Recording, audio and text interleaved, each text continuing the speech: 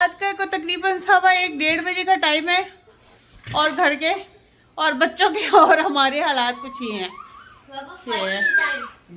किसी को भी दूर दूर तक नींद का उसने अपनी बच्ची को मारा है तो किसी वजह से किसी रीज़न से मारा होगा, किसी गलती को बताते हुए मारा होगा या गलती ना बर्दाश्त करने की वजह से मारा होगा। तो थोड़ा सा हौसला रखा कर। फैमिली क्या हाल चाल है, उम्मीद है आप सब ठीक ठाक होंगे, मज़े में होंगे, ज़बरदस्त होंगे। मैं हूँ मरियम फ़ाहद, वेलकम करती हूँ आप सबको अपने चैनल पर। जल्दी से मैंने बेडशीट्स चेंज कर ली हैं, पूरे घर को समेट लिया है। अब जस्ट मैंने वैक्यूम लगाना है। टाइम हो रहा है 5 का। आज मैं बहुत ज़्यादा लेट उठी क्योंकि 7 बजे मैं सुबह को सोई थी और फजर की नमाज़ वगैरह पढ़ के और उठी 2:30 बजे। जल्दी से हमने ज़ोहर की नमाज़ पढ़ने के फ़ौरन बाद जो है वो नाश्ता किया, नाश्ता नहीं मतलब लंच किया, नाश्ता स्किप किया क्योंकि ऑब्वियसली नाश्ते का टाइम ही नहीं था। और फिर अभी मैंने बर्तन धोए हैं, सारी बेडशीट चेंज की हैं और अब मैं वैक्यूम लगाऊंगी, मोप लगाऊंगी और वॉशरूम वॉश करने हैं और कपड़े तय करके बाहर स्टैंड पे हैं वो करने। बहुत ज़्यादा काम है और आगे की क्या रूटीन है वो मैं आप लोगों से ज़रूर शेयर करूँगी। अभी फ़िलहाल मैं घर को समेटती हूँ, कमरों का हाल दिखा देती हूँ। पहले बहुत बुरा हाल था, अभी जस्ट मैंने चीज़ें समेटी हैं, वैक्यूम और मोप लगा। मैंने जो है ये सेट कर दिया बारान का रूम, दिखा देती हूँ आपको। वो पहले ही बताया कि मैं सब पहले रूम को सेट करती हूँ, चीज़ें उठाती हूँ, फिर वैक्यूम लगाती हूँ ताकि चीज़ें बार बार उठानी ना पड़े।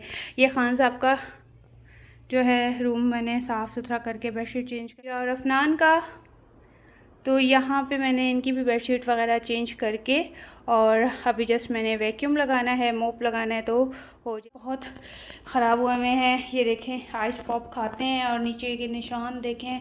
और अभी सफाई अच्छी खासी होने वाली है तो जल्दी से मैं करती हूँ सफाई और फिर सफाई करके और असर की नमाज़ पढ़ के मैं बैठी थी तो ये बच्चे आ गए और इन्होंने ये देखिए क्या हाल कर रहे हैं,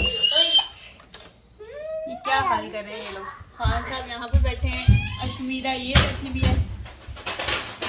हेलो कर दो, हेलो।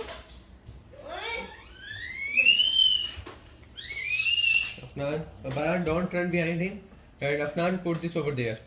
एक और जगह पे जा रहे हैं आज, फिर अपार्टमेंट देखते हैं वो एरिया कैसा है और अगर हमें वहाँ पे कोई अपार्टमेंट समझ में आता है तो वो आप लोगों को भी दिखाएंगे। आप लोग भी ज़रूर कमेंट बॉक्स में बताना कि कैसा लगा आपको और हम भी अपनी राय का इज़हार ज़रूर आप लोगों से करेंगे। तो चले चलते हैं अपार्टमेंट की जगह और लोकेशन।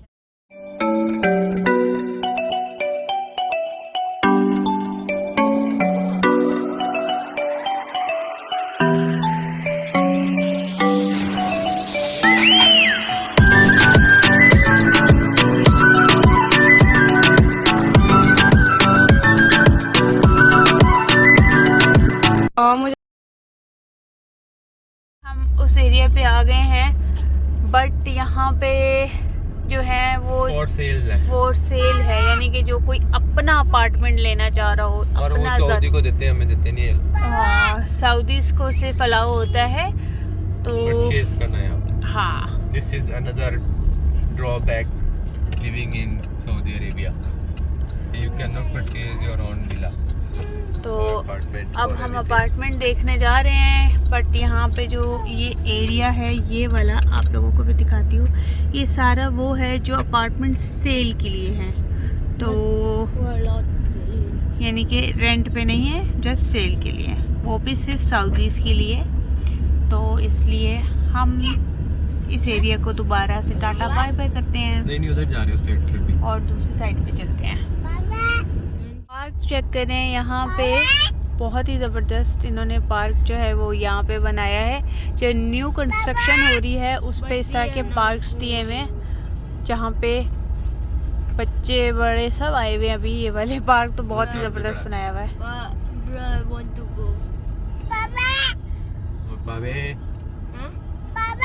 हाँ जी,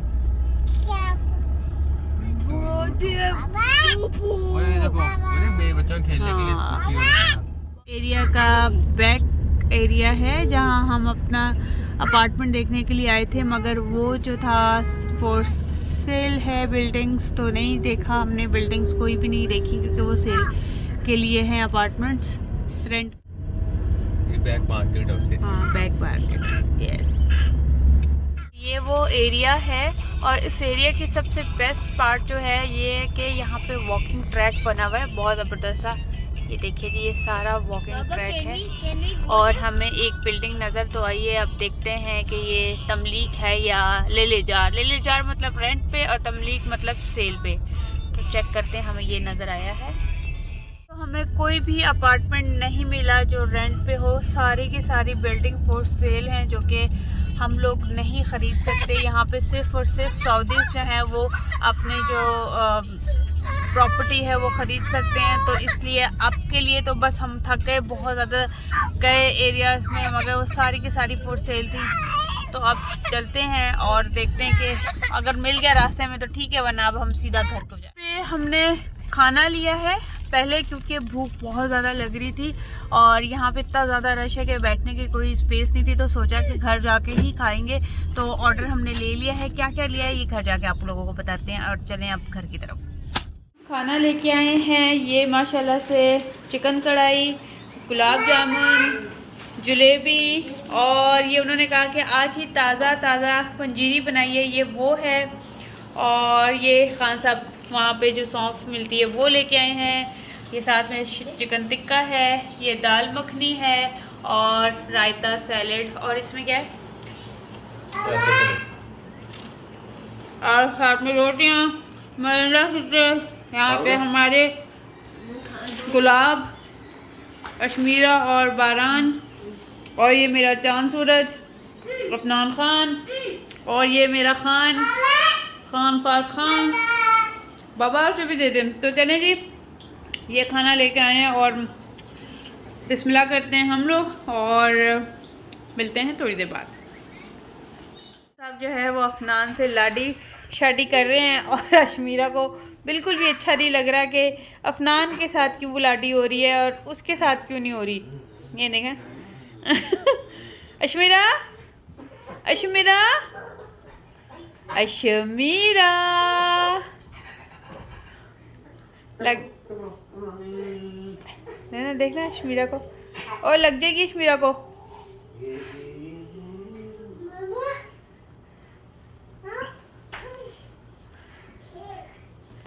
नहीं अशमीरा की शक्ल देखना, अभी गिरता, डरता है डरता है।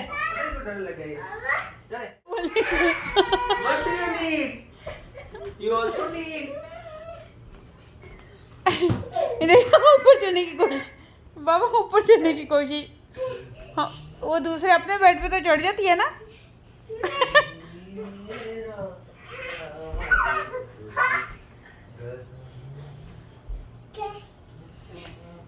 अशमीरा ये ले लो, कम कम कम।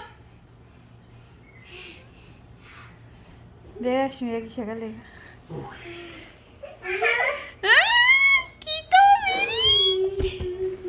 तकरीबन 1:15 का टाइम है और घर के और बच्चों के और हमारे हालात कुछ ही हैं। किसी को भी दूर दूर तक नींद का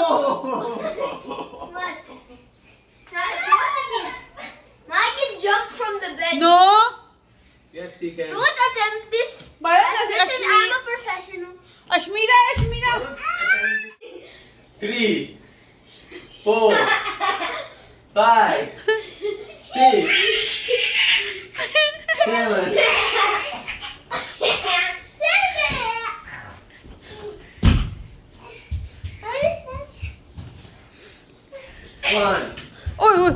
ओए बेड पे चल रही है, ओ बेड पे चल रही है। बरन नीचे उतार दे। ओ ख्याल से बरन दे दे। बारान ने रूह अफ़ज़ा मांगा है कि माँ मुझे रूह अफ़ज़ा चाहिए, तो बारान के लिए रूह अफ़ज़ा बनाया, मेरा और खान साहब का कहवा और बच्चों का फीडर। तो जनाब ये अभी इन सबको एक एक करके दे के आती हूँ और फिर बच्चों को सुलाती हूँ और फिर वीडियो एडिट कर। ब्लॉग का एंड करने से पहले एक बहुत ज़रूरी बात जो हेटर्स ने आज बहुत ही वावेला और शोर मचाया हुआ है कि तैयबा को साजिद ने मारा, बहुत मारा, एक बाप ऐसा कैसे कर सकता है।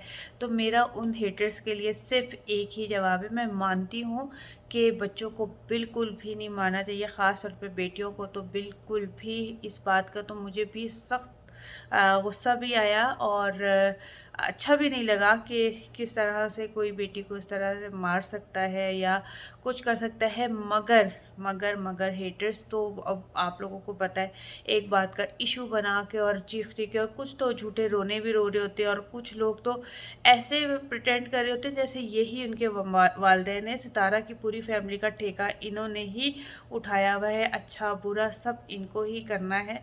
तो मेरा सिर्फ एक है अपना पॉइंट ऑफ व्यू इस बात पे कि क्या पता, हमें नहीं पता। वो एक छोटा सा क्लिप था जहाँ पे मारा गया, नो डाउट मारा गया, और बिल्कुल भी ये बात सही नहीं लगी मुझे भी। बट क्या पता वहाँ पे कोई बदतमीज़ी की गई हो, वहाँ पे कोई ऐसी बात की गई हो जो बर्दाश्त से बाहर हो, क्योंकि यही हेटर्स जो है वो साजिद की इस बात को लेके इतना ज़्यादा बोले हैं कि वो बच्चों का ख्याल रखता था, वो बच्चों का बहुत ज़्यादा ख्याल रखता था। तो आज अगर उसने अपनी बच्ची को किसी बात पे मारा है, जो कि बिल्कुल गलत बात है, तो इसमें वो माँ बाप बच्ची का मामला है। आप लोग कौन होते हैं जो बार बार इस बात को भी इशू बना के, और कुछ तो ऐसे मगरमच्छ के आंसू निकाल कर रो रहे थे, चाहे वो अपने बच्चों को जूतियों से सही कुटते हों। तो मुझे बड़ी हंसी आ रही थी और आ, बड़ा हैरानगी भी हो रही थी कि आप लोग हर बात पे क्यों आ जाते हैं ये बात करने। सितारा ने ये किया, सितारा ने वो किया, साजिद ने ये क्यों किया, साजिद ने वो क्यों किया। भाई उनकी लाइफ है, आप लोग क्या अपने बच्चों को अच्छा बुरा समझाने के लिए डांट डपट नहीं करते हैं कभी भी। ये लोग तो ऐसे बन जाते हैं नेक शरीफ कि इन्होंने अपने बच्चों को कभी ना डांटा होगा ना मारा होगा, और बस ये जो है ना वो बहुत अच्छे हैं, बहुत फरिश्ते, तौबा नाउज़ुबिल्लाह, ये फरिश्ते बन के आए हुए हैं और तोहमतें लगाने में सबसे माहिर है। इनको कहें कि जाके तोहमत का भी कुछ देख लें, कोई हिसाब किताब करें कि जो मुंह से ये बकते हैं, बकवास करते हैं, क्या उसका भी कोई अजाब है या नहीं। तो फिर आके ये सारी चीज़ें जो करते हैं बोलते हैं, तो तब तो मुझे समझ में आती है कि हाँ जी ठीक है, ये भाई बहुत अच्छे हैं जी, बहुत अच्छे हैं। खुद वही काम करने हैं, खुद ने वही गलतियां करनी है, और दूसरों को आके उसी गलती पे इतने बड़े बड़े जो ये लेक्चर देते हैं ना, ये समझ से बाहर है। बाकी साजिद ने वो बात बिल्कुल गलत की है। बेटा हो बेटी हो, अव्वल तो बेटियों को गुस्से से देखना भी नहीं चाहिए, बेटियां होती ही प्यार के लिए हैं। बट हमें नहीं पता कि उस क्लिप से पहले क्या हुआ था, उस क्लिप के बाद क्या हुआ है। ठीक है, क्या पता उसने बहुत ज़्यादा प्यार किया हो इस बात पे मारने के बाद, या उसको नदामत हुई है, जो भी हुआ। माँ बाप है, कुछ भी कर सकते हैं भाई, माँ बाप है वो। और क्या पता कोई ऐसी बात की हो तैयबा ने, कोई ऐसी बदतमीज़ी की हो, या कोई ऐसा ऐसा एक्ट किया हो जिससे बर्दाश्त ना हुआ हो, क्योंकि साजिद तो बहुत ही ख्याल रखता है। ये हेटर्स ने 6-7 महीने से कान खाए हुए थे। तो आज अगर उसने अपनी बच्ची को मारा है तो किसी वजह से, किसी रीज़न से मारा होगा, किसी गलती को बताते हुए मारा होगा, या गलती ना बर्दाश्त करने की वजह से मारा होगा। तो थोड़ा सा हौसला रखा करें, तसल्ली रखा करें। तो यहीं पे मैं अपने व्लॉग का एंड करती हूँ। उम्मीद है आपको ये वीडियो अच्छी लगी होगी। अच्छी लगी तो लाइक शेयर और सब्सक्राइब जरूर करें। मिलते हैं एक नई वीडियो में, तब तक के लिए अल्लाह हाफ़िज़।